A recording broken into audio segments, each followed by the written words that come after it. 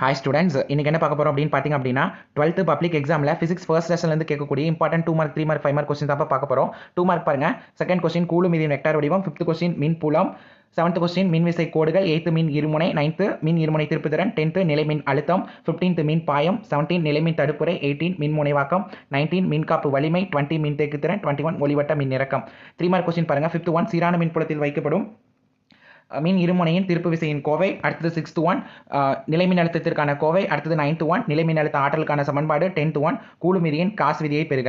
அடுத்தது பார்த்தீங்க அப்படின்னா 17 இணைத்தட்டு மின்தேக்கியின் மின்தேக்கு திறன், அடுத்தது பார்த்தீங்க அப்படின்னா மின்தேக்கியில் சேமிக்கப்படும் ஆற்றல் 18th கொஸ்டின். 20 பார்த்தீங்க அப்படின்னா தொடர் மற்றும் பக்க இணைப்பு. அடுத்தது 5 மார்க் பாருங்க. 22 வாண்டிகிராஃப் மின் ஏற்றி, 11th கொஸ்டின் முடிவிலா நீளமுள்ள கம்பியில் மின் புலம், 7th ஒன் நிலை மின்னழுத்தத்திற்கான கோவை, அடுத்தது பார்த்தீங்க அப்படின்னா 4th ஒன் அச்சுக்கோடு மற்றும் நடுவரை கோடு. இந்த கொஸ்டின்ஸை படிச்சுக்கிட்டீங்கன்னாவே போதும்பா. இந்த கொஸ்டின் தான் பப்ளிக் எக்ஸாம்லேயும் உங்களுக்கு கேட்பாங்க. ஸோ இதை படிச்சிங்கனாவே ஃபுல் மார்க் ஸ்கோர் பண்ணிடலாம். தேங்க்யூ.